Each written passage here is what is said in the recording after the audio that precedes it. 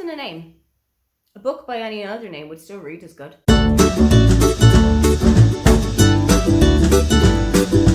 Hi, welcome, come on in. My name is Aoife and today I am taking a brand new tag called the All About the Titles tag that was created by my wonderful BookTube friend Daniela from Only for a Page. She messaged me a couple of weeks ago saying that she was putting a new tag together. She's done maybe 2 others already and she wanted to know if I would like to be tagged in it, and I immediately said yes.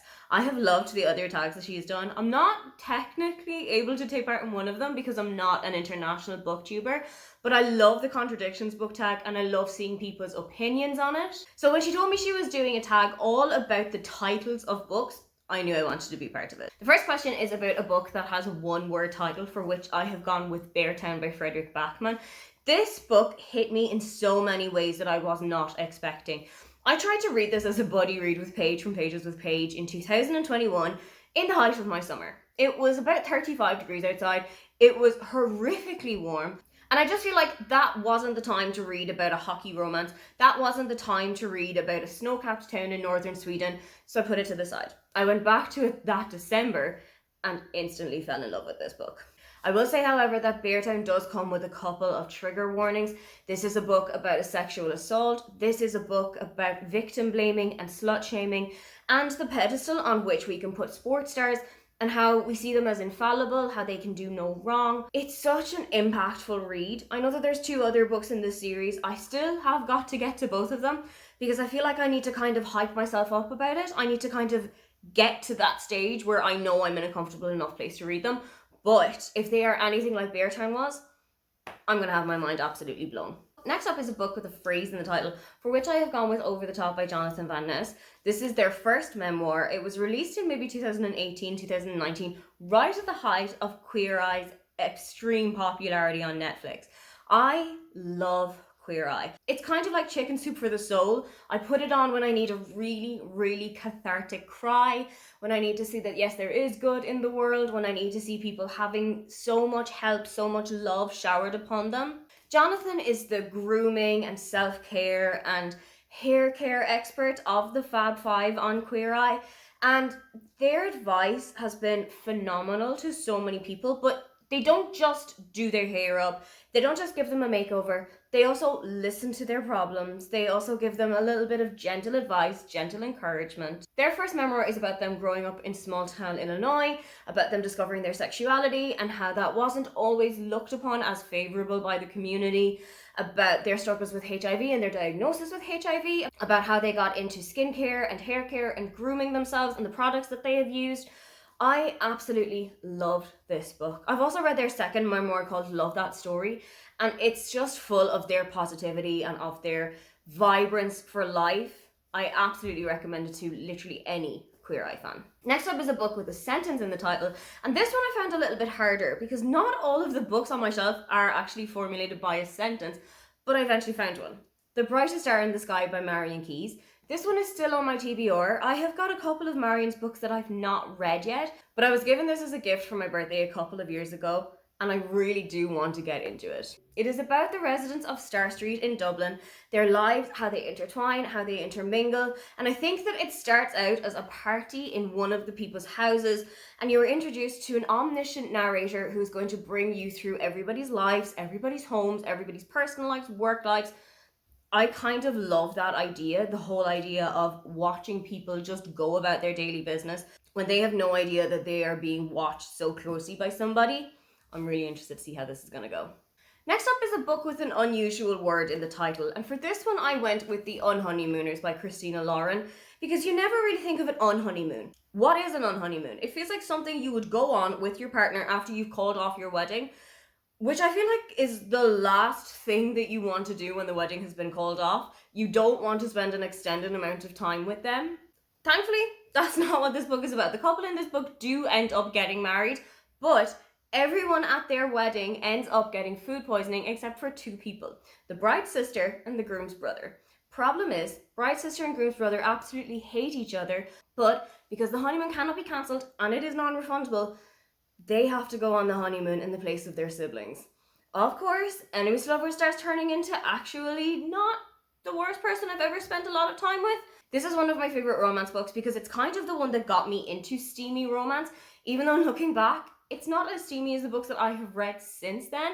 It still holds that little special place in my heart. Next is a book with a character's name in the title, and that is Rosalind Palmer Takes the Cake by Alexis Hall. I loved this book. This is so comforting. This is a genuine hug in a book. If you are in any way or form of Bake Off, if you love cooking shows, baking shows, that kind of thing, this is the book for you. This book is on the set of Bake Expectations, which is a very thinly disguised Bake Off, and you're following Rosalind Palmer, who's one of the contestants on Bake Expectations. And not only is she excelling on the show, but she has also caught the eye of some of the contestants, one of whom is a lot more suitable for her than the other. Next up is a book with a made-up word in the title, and for this one I went with the Gruffalo. This is a really popular children's book that actually managed to go under the radar when I was a child. I never read it, I never had it read to me. I don't think I've actually ever read the book, but I do know that it is about a made-up character called the Gruffalo. I think there has been a children's TV adaptation of it or a film adaptation of it. All I know about this book is that it's titled The Gruffalo, the main character is called the Gruffalo, and the Gruffalo is a made-up word. Next up is a book with a pun in the title, and again I'm going back to the Queer Eye Fab Five with Naturally Tan by Tan France. This is, again, Tan's memoir of him growing up in England as a Pakistani Muslim. He has Pakistani Muslim parents who are, as you can imagine, Muslim parents to be quite conservative, quite sheltered. So you can imagine the difficulty when Tan comes out as gay, as having an interest in fashion, which was actually born from the fact that his grandfather had a denim factory in Doncaster and he used to go there and work with his grandfather at the weekends, which is something that I love. I love the idea of grandfather, grandchildren, just having that little bond between them. It also talks about him coming to the US, about him meeting his husband. I don't think that it talks about their journey with surrogacy because at the time their son hadn't been born, but I really enjoyed this, and every chapter has little kind of hints of Tan's fashion advice within them, and I loved that aspect of it too. Question 8 is a book with a title that describes it well, where I'm going to go for From Hollywood with Love by Scott Maslow. This is a kind of a look at all of the rom-coms throughout Hollywood history that have spellbound us, and particularly have spellbound me. I am a huge advocate for a rom-com. I love to sit down on an autumn evening when it's raining outside, when I have got some soup or a blanket or a candle or tea, and just escape into the rom-com world. It covers so many of them. I think it starts with Pretty in Pink, and then it goes all the way up to All the Boys I've Loved Before, and the advent of the Netflix adaptation and how much that has changed the system for rom-coms. I loved this book. There's so much that I learned from it. I learned little tidbits of behind the scenes. I learned how some of my favorite rom-coms, for example, My Big Fat Greek Wedding, started out as a stage show that was written by Nia Vadularos and then caught the eye of Tom Hanks and his wife, who were executive producers of the movie. I loved hearing about Tom Hanks and Meg Ryan's interactions off screen on Sleepless in Seattle and on You've Got Mail, which are two of my favorite rom-coms of all time. If you are in any way a fan of rom-coms, this book is definitely going to be up your street. Conversely, question 9 is about a book that you think the title doesn't really describe it. I'm not going into this with a lot of knowledge and experience, but I have heard Gaby from Ola Books talking about how some people have said that romantic comedy by Curtin Sittenfeld, not necessarily a romantic comedy when you get to the second and third thirds of the book. This is about Sally, who works on a show like Saturday Night Live. She's one of the comedy writers. And one week there's a musical guest who comes on during the week and they spark up a relationship. But now that I know that it's not necessarily going to be all about the romance, let's see what it is actually about. Maybe it's going to be a little bit more heavy on the comedy than it will be on the romance. Question 10, who is a booktuber with a channel name that you really love? I've already mentioned them before, but I absolutely adore the creativity of Pages with Paige. It's so simple, it's so beautiful, and for ages I was sitting there thinking, how could I have worked my name, which is so specific, into some kind of reading or books or literature kind of situation, and I came up with nothing. Paige is so lucky that her name is literally the page of a book.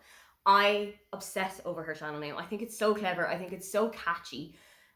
It's probably the best channel name I've ever seen. Those are my answers to the All About the Titles book tag. What book title has really struck you when you were looking at the shelves recently? If you'd love to leave me a comment but you can't think of anything you'd like to say, then just leave me the book stack emoji. Don't forget to like and subscribe because I have new videos up every week. Now, get on out of here.